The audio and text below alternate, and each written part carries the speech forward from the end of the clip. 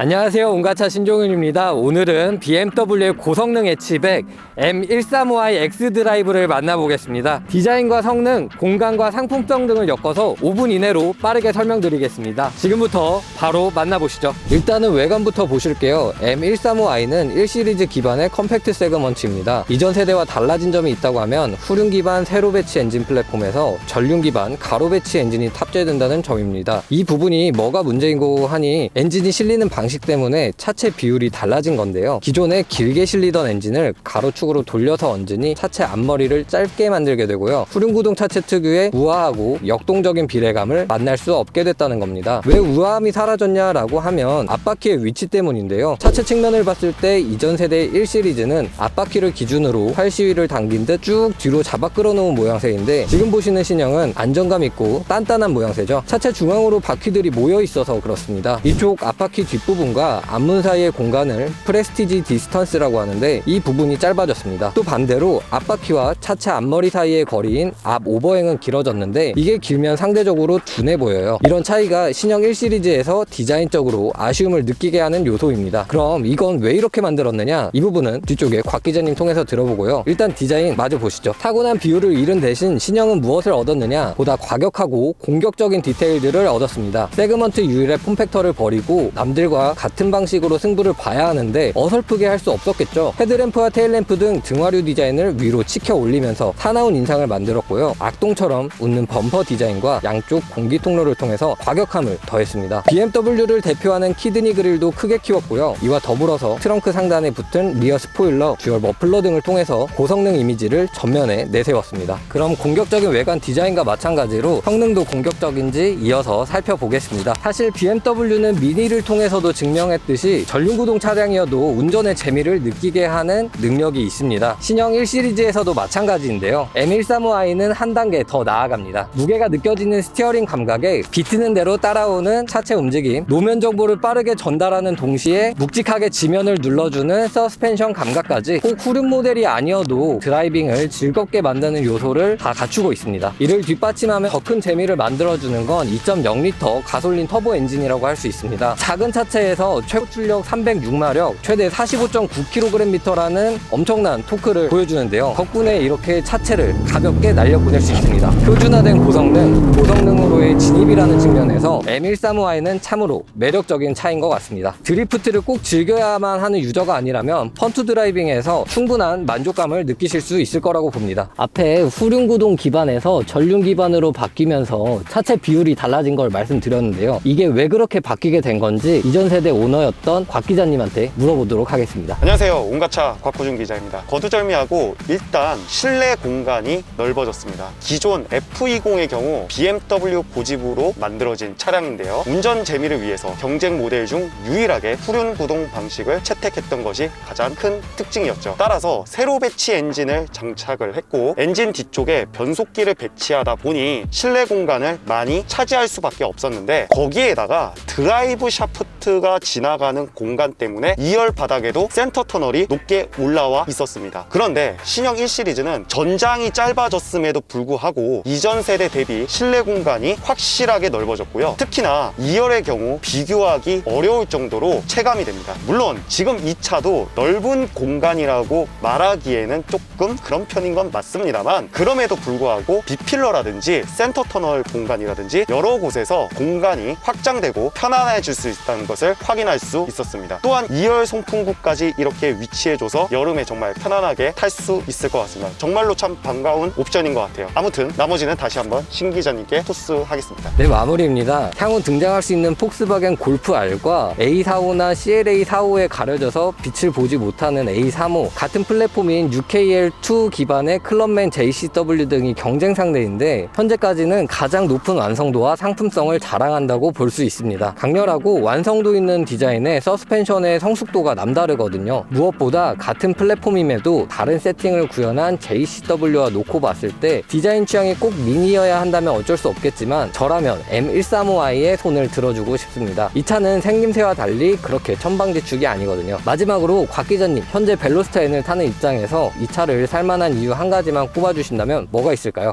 베렌도 펑카로서 대단한 차량이지만 아무래도 이 차의 좋은 점은 고급스럽고 세련된 승차감, 일상용으로도 사용 가능한 범용성이라고 할 수 있겠습니다. 확실히 비싼 만큼 능력치가 돋보이는 부분은 사실이니까요. 오케이, 오늘은 여기까지고요. 다른 시승기로 찾아뵙도록 하겠습니다. 감사합니다. 안녕.